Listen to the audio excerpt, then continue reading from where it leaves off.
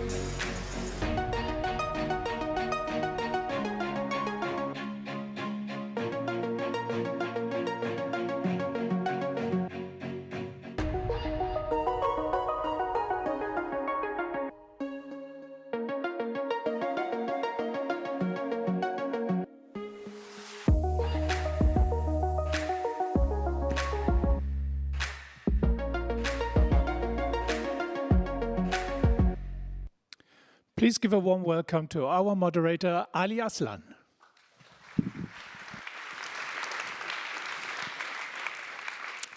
Good morning, everyone, and welcome to day 2 of the Berlin Global Dialogue. I think I speak for all when I say we've had a fantastic day 1, and of course, day 2, looking at the agenda, will be no exception. Quite on the contrary, we have quite a program for you this morning, starting with a very important, very, very timely subject matter, namely the future of trade. And I will be joined here on stage by 4 outstanding individuals who will shed light on the many opportunities, but of course also challenges that the future of trade is currently undergoing. Ladies and gentlemen, first up, he's the Minister of Trade of Costa Rica. Please welcome Manuel Tovar.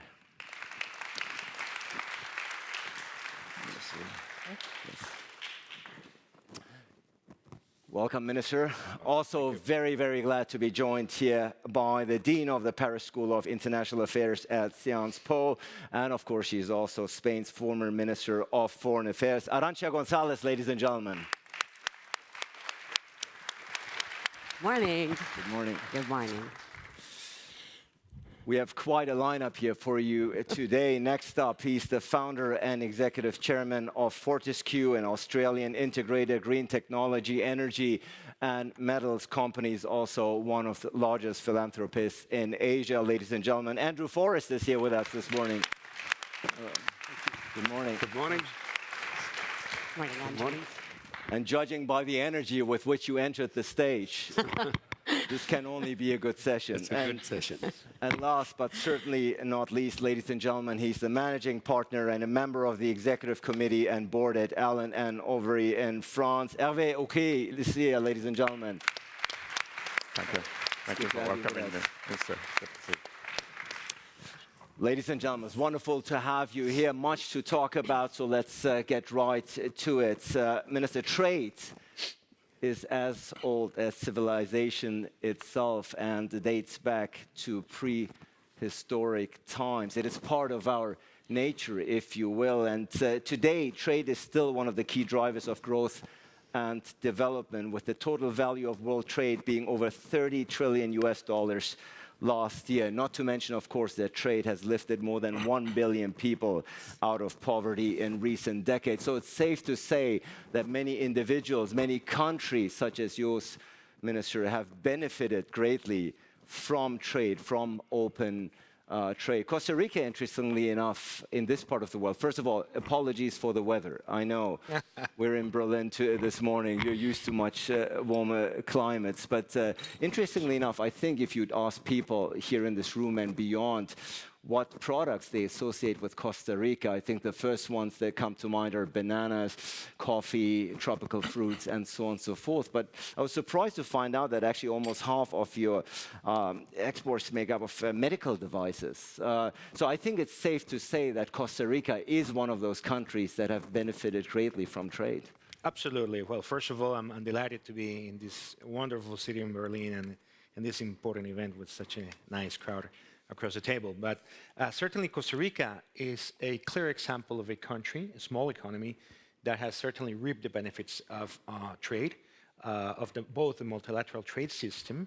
The rules-based system is very important, continues to be very important to Costa Rica, despite its challenges that we can discuss later on. But it has stimulated and spurred investment into our country, spurred innovation. And that's why we have advanced and sophisticated our economy from exporting 30, 35 years ago, basically commodities, as we mentioned, banana, sugar, coffee, beef, which still remain important to our economy, surfboards, of course, nice, beautiful beaches.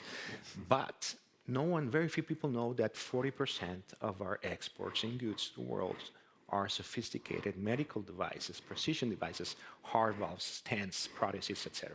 Semiconductors, that's the next big thing that we're aiming. We have a strong presence of Intel, German Sellner, and other companies in the ecosystem, and Costa Rica is certainly targeting to place itself as a strategic supplier in this important industry. So to showcase, in a nutshell, Costa Rica has done this thanks to trade integration, thanks to the rules-based system, and of course, thanks to our integration to important economies as the EU, with whom we have a bilateral agreement through the association agreement between Central America, CAFTA with the United States, and many others across the table. But certainly, it is because of trade that we've been able to attract this sort of investment in our country. And it's exactly that international rules-based system that you are crediting for Costa Rica's prosperity that is very much in crisis these days, something that you feel personally as Minister of Trade?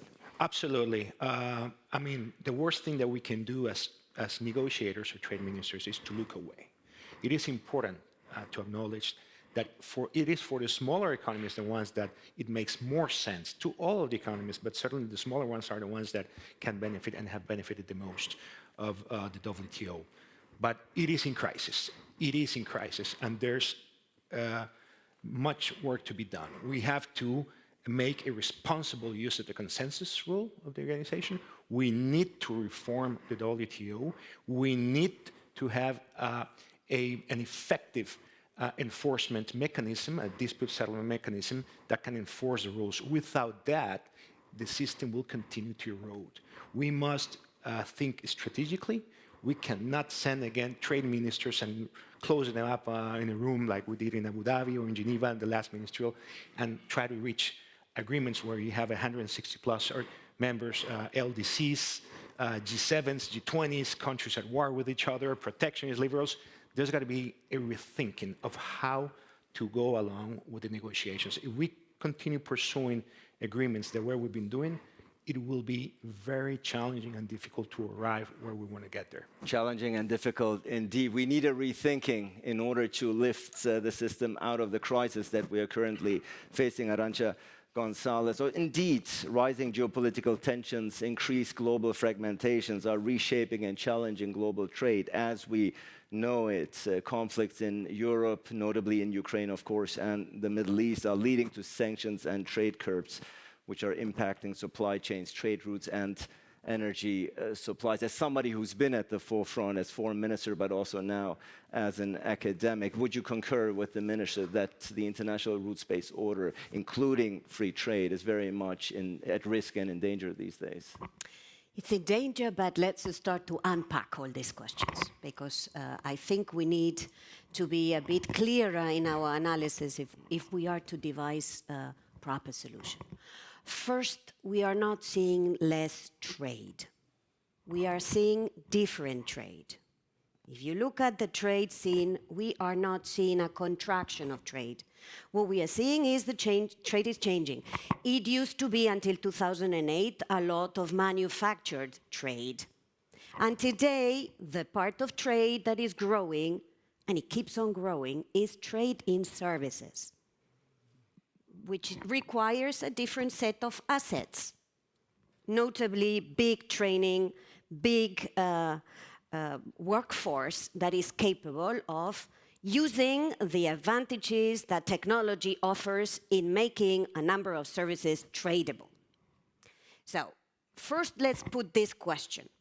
There is no less trade. It's changing. It's also changing in that many countries are no longer ready to put all the eggs in one basket and trading on a product or on a service with one partner, but they want at least one but plus one. So trade flows are also changing.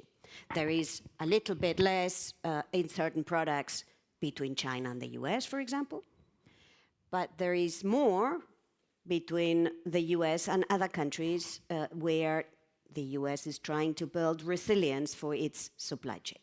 So first, this part. Second thing I would say, I often hear these days that it's naive to want a multilateral trading system, that it's naive to want a rules-based system. But in a world of might, it's only for naives to want to have rules. And I want to put this on the table because I think we have to be clear. It's rules that have allowed us to create incredible prosperity in the past.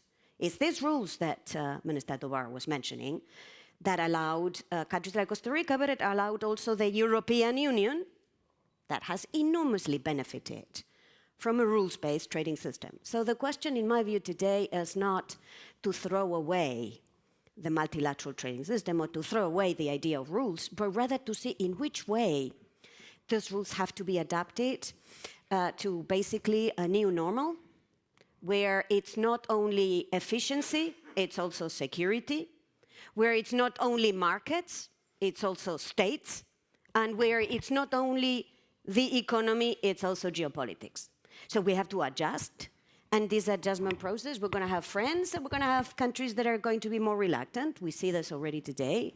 We see a more reluctant US to engage in this process of rules building, but there are many other countries around the world that are ready to work on this space. Interestingly enough, we are not seeing less trade, we're seeing different trades, is what Arancha Gonzales is saying. Well, let's unpack this throughout this discussion. Andrew, as I pointed out, you are the founder and executive chairman of a company that is an integrated green technology, energy and metals company based in Australia. So you must be feeling the repercussions of everything that we've been talking about here firsthand, about the international rules-based order perhaps under assault, about trade not necessarily being reduced but changing. Tell us a little about your experience as a businessman at the forefront of international trade these days.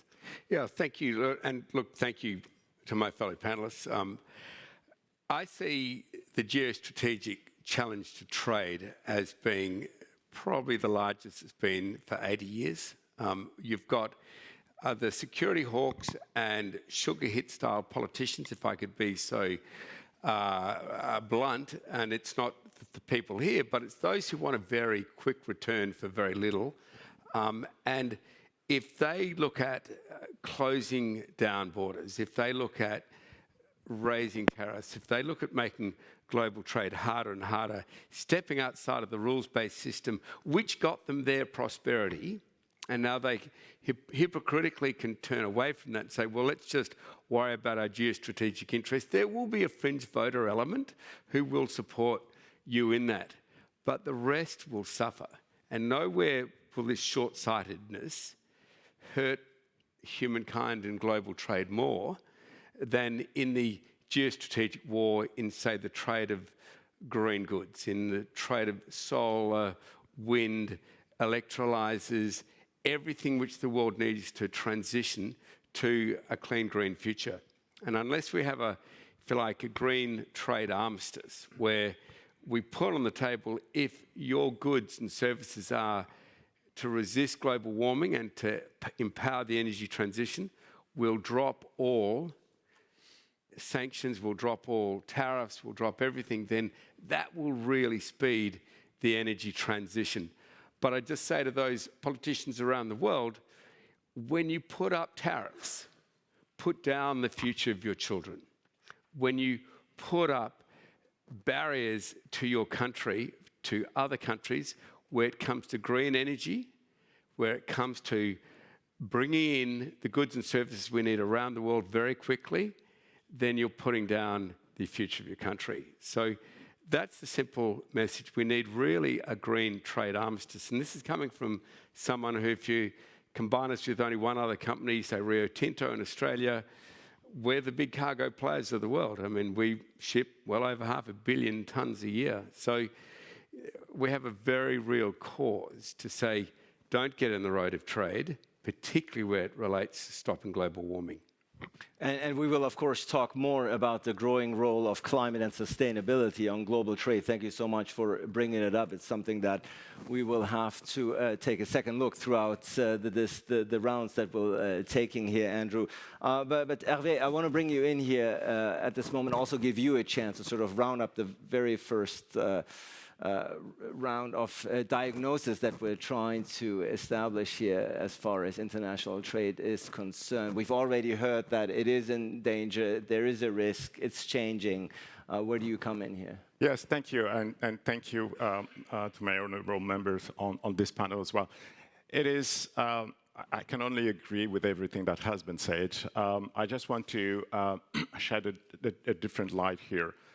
Putting ourselves in the shoes of the private sector. It has been said yesterday that we need a private sector to help with the development, isn't it? And what we do hear from our clients is the complexity that this brings. What we do for our clients is actually try to map the various regulations and the various hurdles and try to see how they can navigate that. And I can tell you that the complexity that we actually face ourselves are such that nowadays when you actually put barriers at one point, there are ripples effect that people don't actually appreciate, right? And you were effectively mentioning increasing tax probably have an impact further down the line, but the exact impact is very difficult to measure. It makes the client's life and those who have an international business really incredibly complex, and therefore our encouragement again, to the rule makers is to say, well, why don't you actually compare notes with others, so that going forward you try to put more emphasis on the multilateral agreements rather than the bilateral agreements, which will come with more complexities and contradictions. And thank you so much. And I think throughout this first round that we heard from politicians, we've heard from business, academia, and the private sector. And I think everyone here is aligned in the assessment that something uneasy, at least, is in the air that needs to be addressed. And one of the things, of course, that need to be addressed, Minister, is the rising geopolitical tensions that you've already alluded to. Now, here in this part of the world, of course, 2.5 years after Russia's invasion of Ukraine, it has very much dominated the headlines. And even though Costa Rica may be geographically very far away from what is occurring right at our borders, the impact of the war, at least on global trade, has also been felt by Costa Rica. Isn't that the case? Absolutely. First of all, for our, as we have mentioned before, our government has, from the very beginning, denounced Russia's war of aggression in Ukraine. And we think that this is not necessarily or uniquely a European conflict or European war. This is a conflict that has impact worldwide. And that has been the case in Costa Rica. Very few people know that Costa Rica was Ukraine's largest trade partner in the region, above Brazil, above Argentina, above Colombia, above Mexico, and many others. Largely, most of the steel, iron products, and others as fertilizers we were sourced by Ukraine. This has been totally interrupted. We have to seek other markets. But nevertheless, now what's going on in the Middle East, we've been holding our breath, watching the news last night. What we see also in our part of the region, when we see the crisis, the humanitarian crisis happening in Venezuela, where you see people trying to flee through the mighty jungle of the Darien, trying to head up north in the United States, seeking freedom to express themselves, freedom to choose, freedom in any sort of way. So we are living in a very complex times of history with different conflicts of different nature. The drug cartels in Latin America. We can go on now. So certainly all of these situations put a lot of stress in trade. Trade is a very vulnerable discipline, economic discipline, that is subject to any specific event, the global pandemic. So what should we do? What we're trying to do is certainly diversify ourselves, diversify on the types of products and offer that we export to the world. You mentioned services. 46% of our exports to the world are services. So it's reaching the level where we're going to be tight with respect to exporting goods. Diversify markets. We've been expanding our footprint. We depend heavily in the U.S. market. 70% of the FDI coming into Costa Rica is sourced from the U.S. 45%, nearly 50% if we count Canada and Mexico, is with the North American economies. 22% with the EU. So if the European economy, if the U.S. economy catches a flu, what we get is a pneumonia. So we must diversify, look into Asia and the Pacific. We're pursuing CPTPP membership. We are expanding our footprint in the Middle East, which is recently concluded with the UAE, a free trade agreement. We're about to start with Israel, but the conflict has delayed. So we must diversify our export offer. We must diversify our partners, and we must seek innovative ways to engage. Of course, WTO remains relevant to us, but with the lack of progress, we must advance through multilateral agreements within WTO, bilateral agreements, but we will see a further pursuit of regional integration happening all around the world. We see Pacific Alliance, we see the CPTPP, USMCA. These sort of efforts we will continue to see as a response to the challenges that the multilateral trade system faces. And speaking of alliances, Arancha Gonzales, the president of Kosovo, Ms. Osmani, said on this very stage here last night that clearly the example of the Ukraine war clearly demonstrates that trade does not equal trust. Russia and Ukraine used to be each other's largest trading partners right before the war, and the impacts of this war on global trade cannot be overstated. Yeah, I mean, for sure that geopolitical tensions are creating a new layer of complexity to managing the international economy. We had the traditional one, which was level playing field, unfair competition. This we know and we've seen forever, and we see this accentuating. We see this accentuating from everywhere, by the way, as you rightly said, Andrew. From the traditional, we were used to dealing with level playing field issues with China, which remain, but we also now have level playing field issues with the US, which is also a big issue for an open economy like the European one. Now we have two more concerns that we have to integrate in the rules of international trade and in our trade behavior, whether we are governments or whether businesses are to run their value chains. The first one is security, but security with capital S. Security with capital S, because when everything becomes security, nothing is security. And security is not protecting vested interest. Security is protecting you against the possibility of your value chains being weaponized for geopolitical reasons, for power reasons.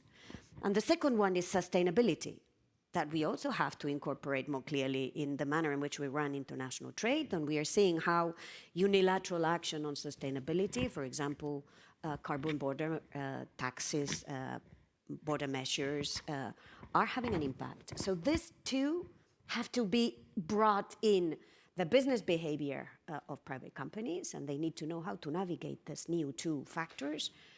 And governments have to prepare better with rules, with partnerships, with new trade agreements, with new partners that would help them buffer against the impact of these two very important new dimensions of risks. Yes, and security, I see, Andrew, you're wearing the Ukrainian pin right there. It's very clear where you stand on this issue.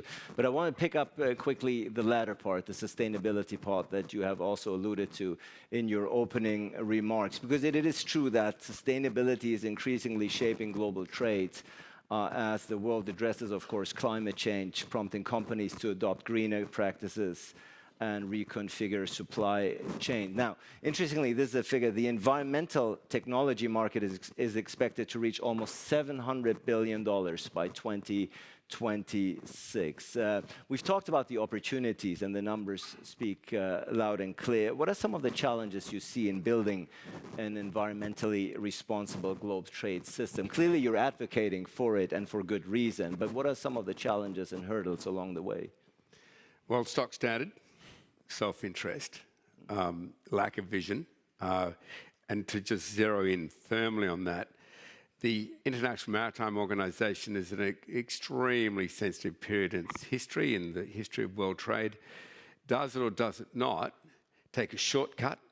Don't advocate for a carbon tax on shipping, or make it very small, or maybe duck out the side door and use methane, which people probably checked out, has CO2 as the major part of its formula, carbon dioxide. So sounds great, let's all use methane. Well, isn't that CO2?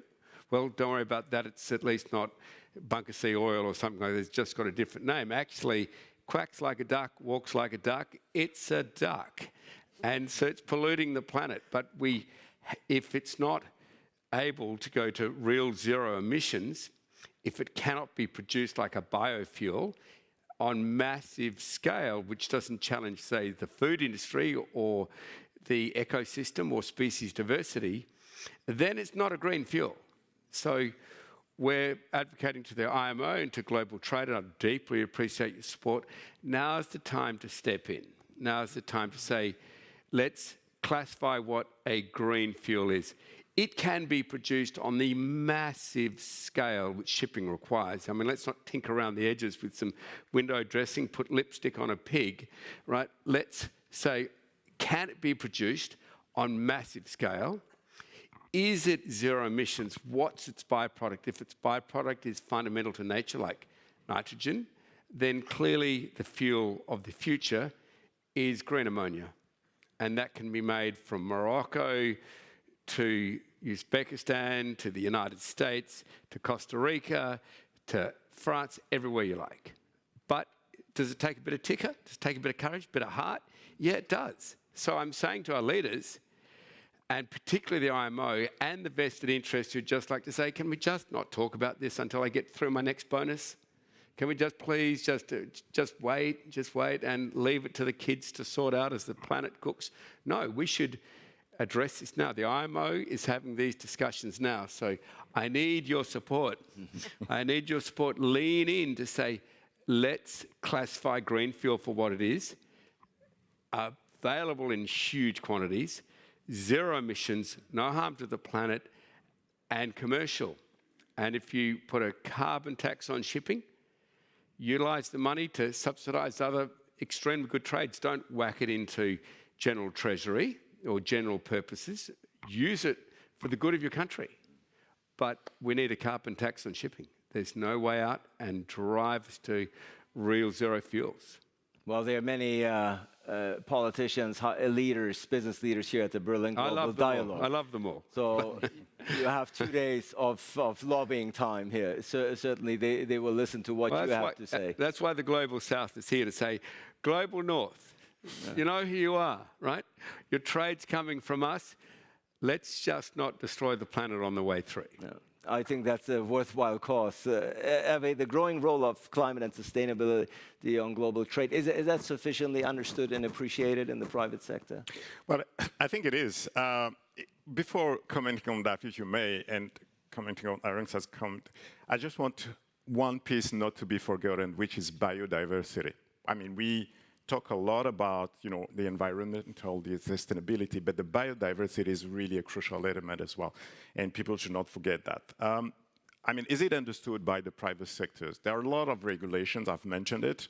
I was talking to a client the other day, having a very international business across 50 jurisdictions, and in 43 of them, they are faced with energy transition type of regulation, and they need to navigate that. So they understand the complexity of it, and coming back to my earlier point, there are a lot of contradictions. Hence, us kind of pushing for more comprehensive piece of legislation, more integration, more multilateralism even though, when we've heard it, you need more diversity in terms of trades and this kind of things. But when it comes to those objectives, if we are serious about it, and I'm with you as well on the greenfield, it's really, really important that we apply rules across the globe. Now, understood differently from where you actually sit. In the North Hemisphere, yes, people do understand it. They have been talking about it for quite some time.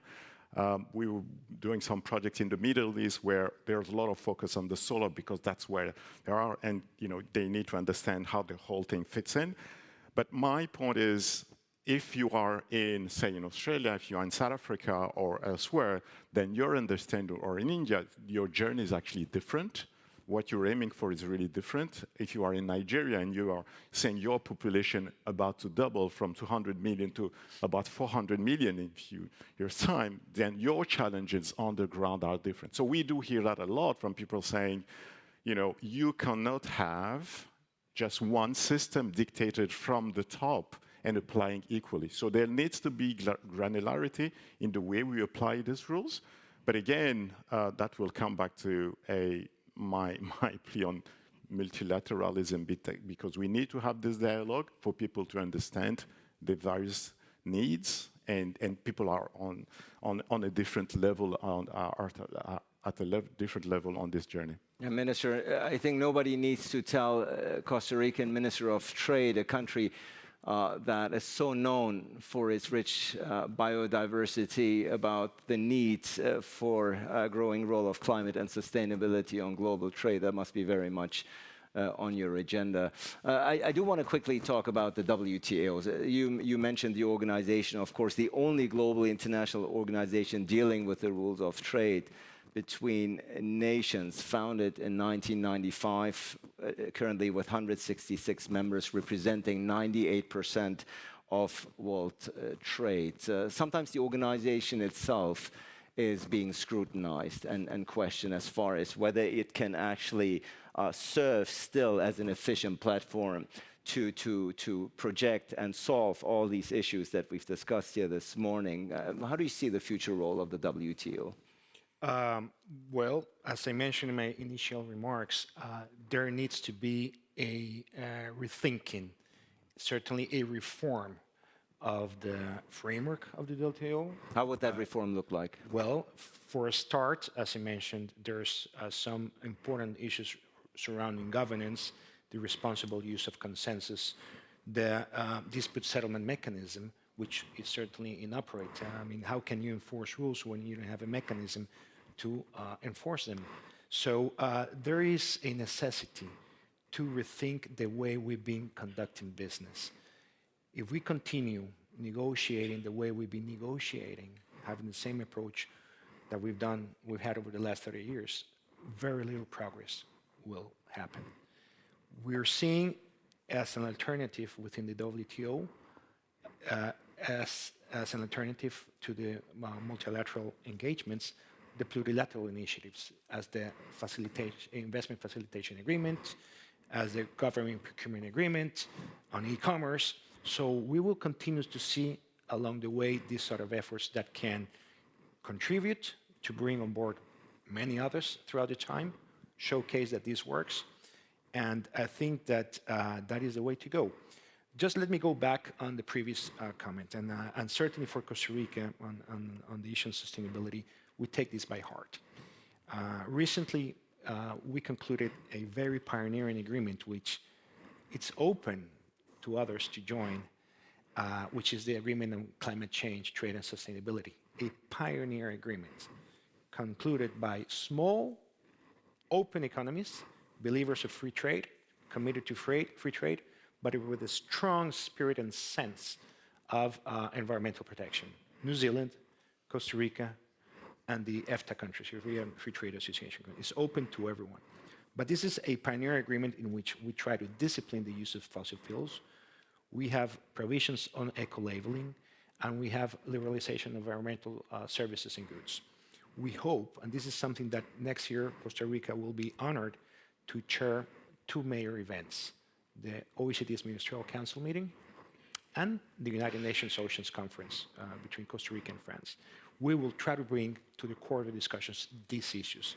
Certainly, the trade policy and the environmental policy, they can contribute to each other. They're not antagonic. They not necessarily have to not get along with each other. Certainly, trade can make enormous contribution to a sustainable and healthy environment, and the environmental agenda can certainly support a trade agenda to make it more legitimate, more comprehensive, and certainly more inclusive to all. So, in a nutshell, I just want to highlight that trade has evolved. It is not just anymore about discussing tariffs and non-tariff barriers to trade. It is about environment. It is about empowering women, economic empowerment of vulnerable populations as indigenous populations, youth, SMEs. So trade has evolved, and now we're seeing a different type of schemes and negotiations where we try to include and incorporate other disciplines that were left out before and that were maybe the root or the cause of discontent of many through the old-fashioned way of conducting trade. Trade is evolving, trade has evolved, says the minister. Arancha Gonzales, does the WTO, as the minister suggested, also needs to evolve along the lines? Correct, yes. It's very much, you know, the difficulty with these organizations and the compact behind the organization is that when the world moves forward, they also have to move forward. I think there is 4 areas where the WTO needs to rethink. In addition to the way it operates, which is building consensus, and maybe we have to be clear that consensus today does not necessarily mean that everybody has to be on board. That if you have a large group of countries that are ready to be some form of avant-garde, but they do it, maybe this is a good way to proceed. But if I look at the rules of international trade, where do we need adjustments? We need adjustments in the area of subsidies. Because the disciplines there, whether it's subsidies for agriculture or for manufacturing or for services, this area is, in my view, to be relooked at. And it's not going to be an easy relook because it used to be that a few were subsidizers and then now there are a few more that are subsidizing. So what part of the subsidies is good because it's going to be generating innovation, it's going to help us with more technology-driven international trade, and what part is basically vested interest. Second is national security. WTO allows you to carve out from the rules of international trade when it's about your national security. Now, we've had instances in the recent past when a country has said, well, trade in washing machines is national security. Of course, I mean... Okay. Okay. I'll say no more, but we have to have a rethink of how do we give countries the possibility to carve out parts, because it's about national security, real capital N, capital S, but it's not, again, for protectionist reasons. The third area that needs to rethink is climate change, and how do we, or more broadly, the sustainability agenda, including obviously biodiversity, how can the rules of international trade incorporate better this protection of this global common good, which is sustainability. And the fourth one is, how do we settle disputes? I mean, we had a pretty good system. Not everybody felt it was pretty good.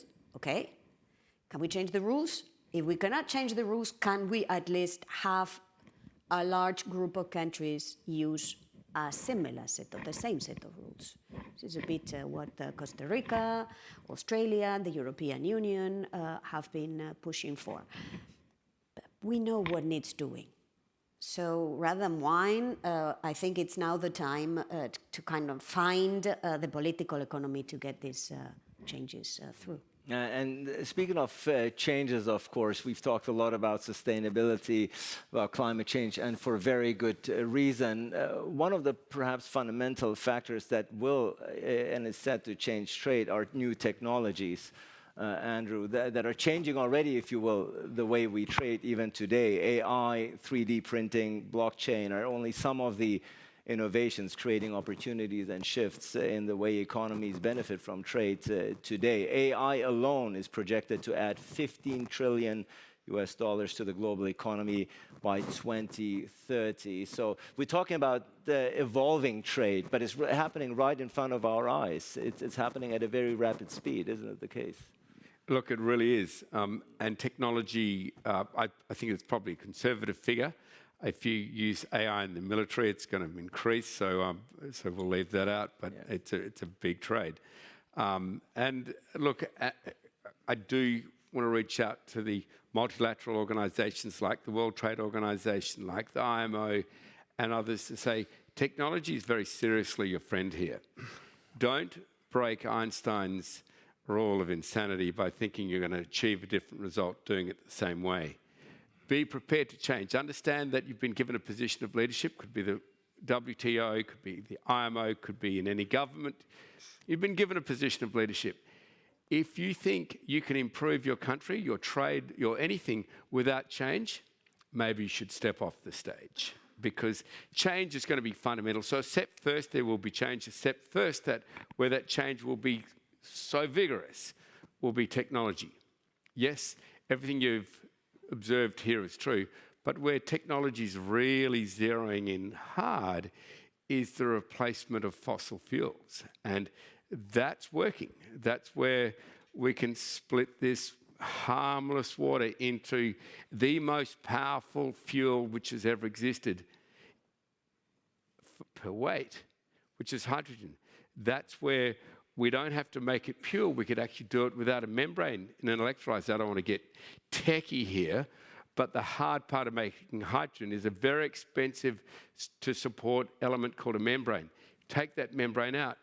This fuel becomes very cheap to make. These are things which we can evolve into. I'm seeing batteries which used to be charged in hours now being charged in seconds. And this is technology which I'm not observing and commenting on like a spectator. No, I'm the bacon in the pan. We are making this technology. We are using this technology at massive scale with ships and trucks which would dwarf the size of this building. We're using these zero emissions fuels and technology to drive our billion litre a year industrial company consumer fully real zero, i.e. no fossil fuel, by 2030. And we know it can be done. And where trade could really lock in hardest is where we would go down in history, particularly with the future generations, to say, let's all appreciate the big end of trade is driven by something called net zero 2050. The problem with net zero 2050 is that it's completely failing organic life. It's failing humans. You've got accelerating carbon emissions at record scale, at record pace acceleration, while the natural planetary boundaries are breaking down of carbon absorption. We know that net zero 2050 in the scientific global community is failing us. So let's move to real zero, which is stopping burning fossil fuel. This is something we can do by 2040. Fortescue is proving it'll be done by 2028, 2030. Huge old-fashioned mining company should be the last to abate complete. No, first. Straight after that should be shipping. If we can make mining, steel and shipping going green in the 20s, we're living a worthy life as leaders.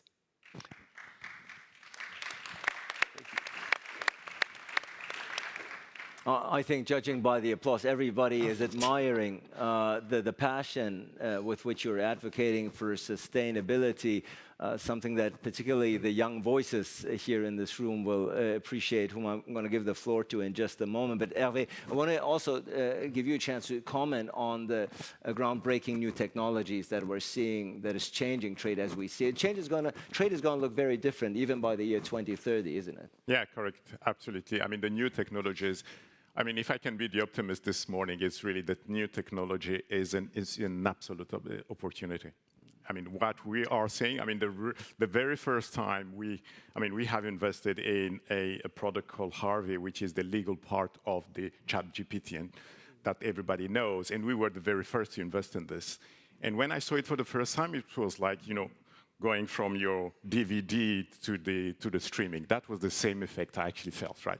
And it's an incredible opportunity, and it's changing everything. Just give you a few examples. the way we train our new students, the youth, the future generation, the way we work with each other, the way we store the data, the way we actually operate and communicate between each other is completely changing. So we need to be able to feel comfortable around those changes, and that's okay. We're uncomfortable, that's okay. I was telling an anecdote this morning where one jurisdiction who has commented on the EU AI Act then asked a number of tech people, lawyers, and so on and so forth to come and help them understand the technology. But that was after they have actually commented on the act itself. What does it tell us? It actually tells us that they were feeling so uncomfortable with the change that they felt that they needed to block it to a certain extent at the beginning, but then saw the opportunity and wanted to embark on this journey, which is fine. So again, coming to your question, I mean, those changes in technology, and you have mentioned a number of them, are so important. Let's picture that. If we actually get to monitor and control and the hydrogen, what does it mean in terms of in the airline space, for example? That would be massive, isn't it? But this will come one day in a way or another. So again, let's be optimistic this morning. Let's definitely be optimistic. I think that's your optimistic note is very much appreciated. Sometimes it's true we get caught up, journalists like myself included, in the gloom and doom, sadly, that is dominating the headlines. But yes, they are silver linings. For those who, got up this morning to watch the vice presidential debates in the United States this morning, it is clear you thought I'm going to get through a panel on the global trade without mentioning the word Donald Trump. It is not possible. We have to get to that, of course. We have to get to the United States quickly and the US election, which is very pivotal. I understand, Minister, if we're looking at the track record of the first Trump administration, which embraced tariffs and trade wars against China. Now, of course, Donald Trump has promised more tariffs if he's re-elected, 60% against Chinese goods and 10% against products from the rest of the world. Minister, I understand the political answer here is, of course, it's the Americans that have to decide who's going to be occupying the White House from January on. But as a Minister of Trade, hearing these announcements, are you concerned about what might happen to the state of global trade during the second Trump administration? Well, certainly, as I mentioned, our economy is very much linked to that of the United States. And when it comes to foreign direct investment, 75% is sourced from US companies, and 50% of our trade is conducted with the USMCA partners, which in a way we have been bold enough to, I don't think naive, but bold enough to knock on the door and ask Washington, Costa Rica could have a place in this scheme. We've evolved over the years. We became an OECD economy. We're a critical supplier in medical devices and semiconductors, which are very much in the interest of their economy and their national security. Of course, a large part of our trade is conducted with them. And certainly, CAFTA has delivered. CAFTA, our free trade agreement with the United States, has served its purpose, but we think we need a looser jacket, a jacket that fits us a little bit better to the type of economy that we've evolved. Certainly, the calls for protectionism, the calls for tariffs, the calls to revisit CAFTA are pretty much a concern to us. We will certainly be respectful of the will of the sovereign in the United States, but certainly we think that that trade has been a driver of peace, of global stability, has contributed to international security. Likewise, a decoupling, a trade decoupling, as they call it, is certainly a threat to these values and principles. So we see pretty much with attention what has been said in the campaign. sometimes in campaigns, there's a lot of things being said and not, thankfully, at the end of the day, not fulfilled. But we take these notes with a lot of attention, especially for an economy that is very much linked to the US. So let's just hold our seat. I didn't have the time to, I was in my sleep during the vice presidential debate last night. I'll try to catch up later. But I think that the United States has been a fundamental architect of the international rules-based system that has been put into place after the Second World War. They have been the promoters of regional trade integration. So that's the type of leadership that we expect and hope and pray that the next US administration will come back to the driving seat to have a positive approach to trade. How does the former Spanish foreign minister evaluate the ongoing the statements that we're hearing? We've already heard this could not just lead to a US-China decoupling, but perhaps even a full-on trade war with China, with effects devastating and ramifications for the rest of the world. How do you assess the rhetoric coming from the presidential candidates? So we know two things. Number one, we know that President Trump, does what he says he will do. He does a ton of things that he didn't say, but what he says he will do, he does. And we know this because this is what happened last time. So no surprise. What he's saying now is 60% tariffs across the board. Everybody, it's not just China, it's everybody. It's Costa Rica, it's Australia, it's the EU, it's everybody else. So, second thing we know is that a trade tariff is a tax on consumers. So for someone that does not want to tax consumers, that is promising to lower taxes, this seems to be a bit incongruous.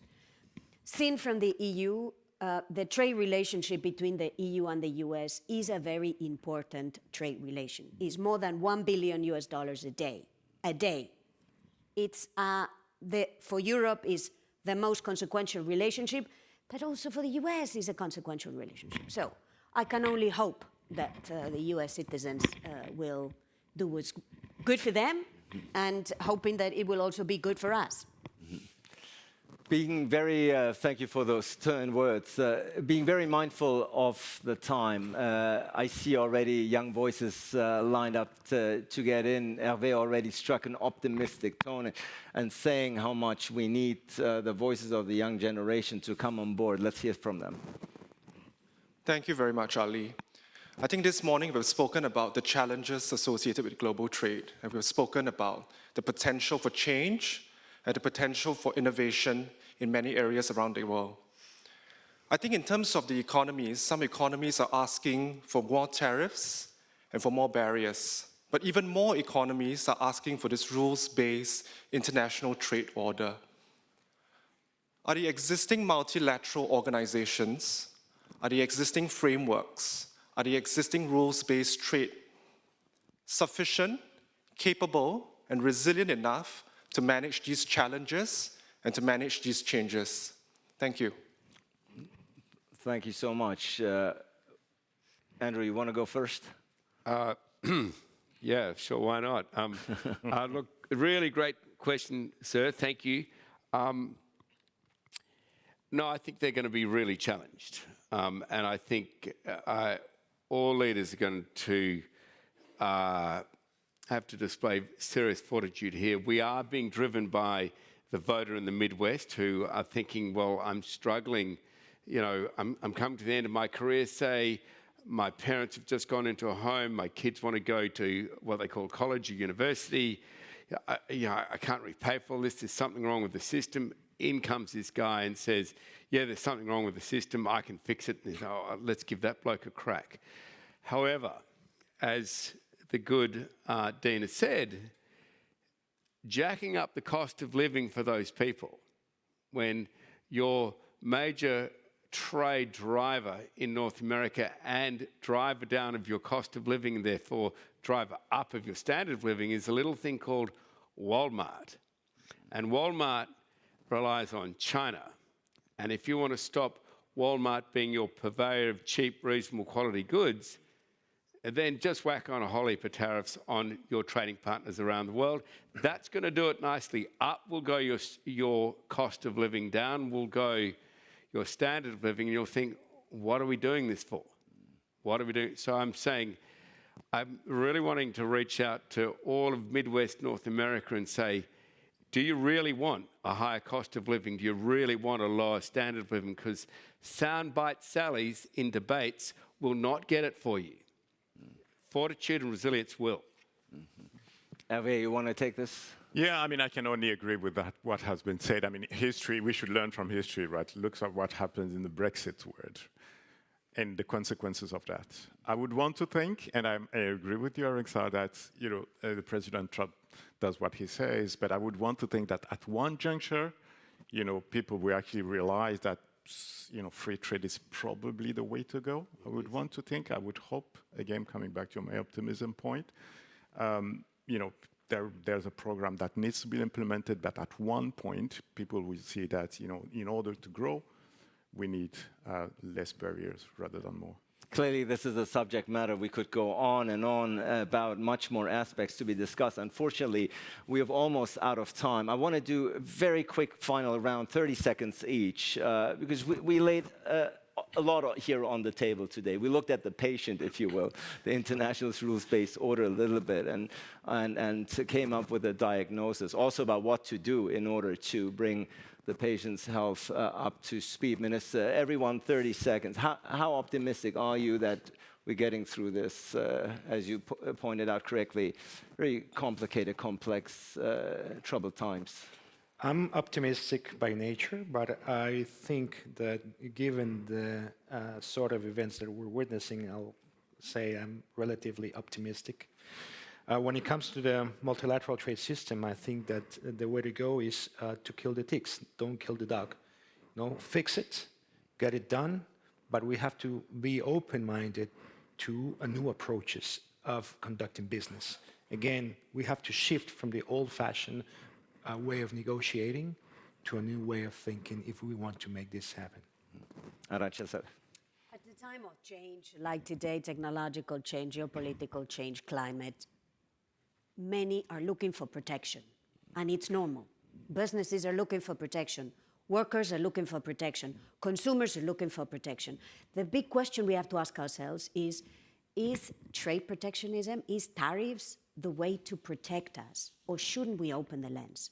Shouldn't we be investing a little bit more broadly in social safety nets that can help us with this protection without destroying our economies? Shouldn't we build resilience mechanism in our value chains that would help us manage them better without killing the potential for growth?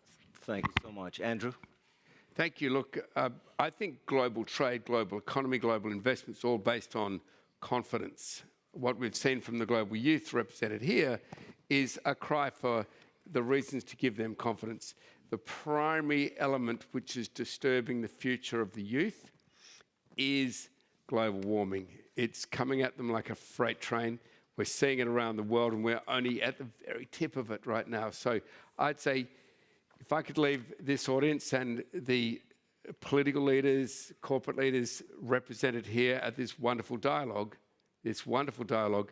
leave you with this. Net Zero 2050 is failing, and failing the future of the global youth. Real Zero 2040 is achievable. We have the technology, we have the capital, we have, I think, the leadership. Let's lead. Let's lead, and I think it's only fitting that we are wrapping up and giving the final word to the leading optimist here around this table. Hervé. Yeah, thank you. I think sometimes you need to hit the wall before changing the minds. I think we're not very far from it. It's actually good that we get this question from the young generation, because everything we do, we need to take long term, and therefore really prepare the future for them. As I was mentioning, and I would want to leave you with that, let's be bold, let's be a little bit uncomfortable in the way we do things, but if the objective is clear, maybe that's the way to go. Let's be bold, ladies and gentlemen. I think I speak for all when I say day 2 has started. Day 2 of the Berlin Global Dialogue has started in spectacular fashion. All the 4 speakers have given us a lot of food for thought on an extremely challenging and important subject matter, ladies and gentlemen. Manuel, Tovar, Hervé, Ekué, Andrew, Forrest, and Arancha Gonzales. Thank you so much. This is your applause. Much appreciated. Thank you. Well done.